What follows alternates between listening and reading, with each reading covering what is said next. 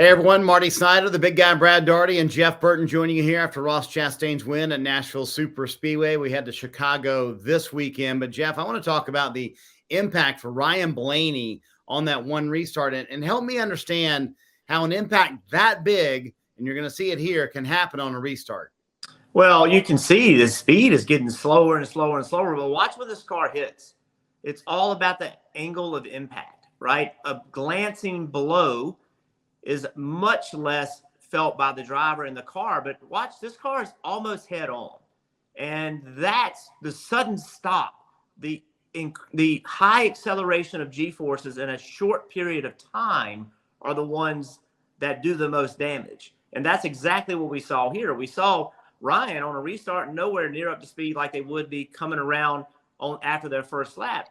And that car slid forever and had a chance to really get a lot of speed pulled out of it. But he hit the wall. It just almost just a 9-degree impact. It wasn't completely, but it was very close. And that's why the impact was so big. It's not so much about speed. It's how fast the car is going and the angle at which it impacts.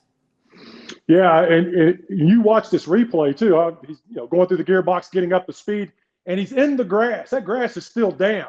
So he's along for the ride. You got a 3,000-pound race car sliding through that grass. It's not losing momentum. And the thing I also noticed too, and Jeff, you mentioned it yesterday on the broadcast, is when he got back onto the asphalt, he had gotten off of the brake, and he was trying to catch the race car, to turn it away from that wall. And Jeff, you talked about the angle during the broadcast. I mean, it's just, I haven't seen a race car hit that square in a long, long time.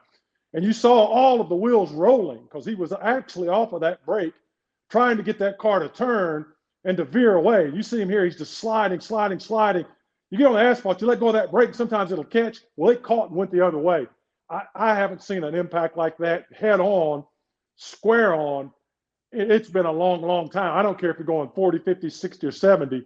That's a hard impact. And these race cars now, unlike the car even previously, just as much as 12 months ago, it's a little different. There's crumple zones are a little different, trying to take a little bit of that pressure and force away from the driver.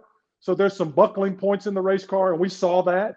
But that was a vicious hit, and I'm so glad that Ryan was able to walk away unscathed. Well, Brad, of course, the question everyone had is why was there no safer barrier at that part of the racetrack? Ryan Blaney had the same question after the wreck. Listen. It sucks that things like that have to happen if someone hit a wall head on like that. And then you're like, oh, we'll put a safe barrier on it now. It's like, why are you not doing the whole track? I'll pay for the thing to get put on there. It's 30 feet. Like, I don't know. So Jeff, Ryan Blaney offered to pay for it. So that begs the question. Why are we in 2023 having this conversation about parts of the racetrack, especially at a fast racetrack like Nashville, not having a safer barrier?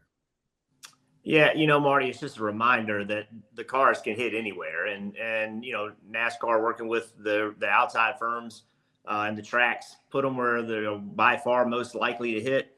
But we just know that there is an opportunity to hit almost anywhere. And if we have concrete walls, we need to do our best to put safer barriers on every one of them. You don't know where they're going to end up. And I do know that NASCAR is committed to safety. They've put a ton of money and effort and energy into it. But just things like that, you just don't know where they're going to hit. And if it's got concrete on it, we need a safer barrier.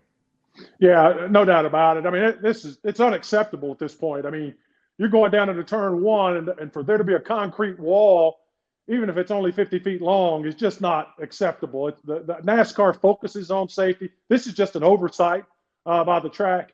And they need to be held accountable. This should not happen at all. Dale Jr. said it yesterday during the broadcast, man, a race car will find any crack or crevice where there's concrete and hitting some odd spots. And we saw that yesterday, but that wall is there. And, it arcs into the turn, and you got to have safer barrier on every inch of concrete or barrier around the racetrack. It's just unacceptable because we saw that yesterday. And fortunately, young man was able to walk away unscathed. Yeah, and it's very similar, honestly, to the Kyle Busch impact at Daytona a couple of years ago when he broke his leg. So, Brad, Jeff can speak to it from the driver's standpoint. you're an owner. Do you at some point, call NASCAR and say, hey, that's my asset. We cannot have, these drivers getting hurt when situations we could have had it fixed in the first place, or at least help. Absolutely. 100%. I had a conversation this morning with some folks at NASCAR. Absolutely. We want our athletes safe. We want everybody to drive as hard as they possibly can drive, race as hard as you can race. And if you get off course, if you're going to contact something, we want that impact to be as delicate as possible. That's just unacceptable to have that concrete there. And NASCAR is well aware.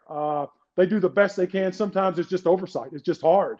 But they've made me really comfortable with what I heard this morning about this is just not going to happen anywhere we go. Going to make sure, going to take a look at a lot of different things, put the onus on the tracks to make sure every ounce of that racetrack is safe. And hopefully we won't see this again. Yeah, this will force a review of every track. Honestly, without even a phone call, I have a feeling that NASCAR will be looking and reviewing every racetrack. North Wilkesboro is a good example. They, historically on new racetracks, they will implement safer barriers along the way. They don't do it all at the same time, but at Wilkesboro, they literally took the safer barriers from California as they were dismantling that track to rebuild it, and drove them from California to put on the straights at North Wilkesboro. And so I know they're committed. I know that they're committed to do it. It's just going back and making sure that every track is looked at and what can we do proactively rather than reactively. Hi, I'm Parker Kligerman. For more access like this from Pit Road, be sure to click and subscribe to the Motorsports on NBC YouTube channel.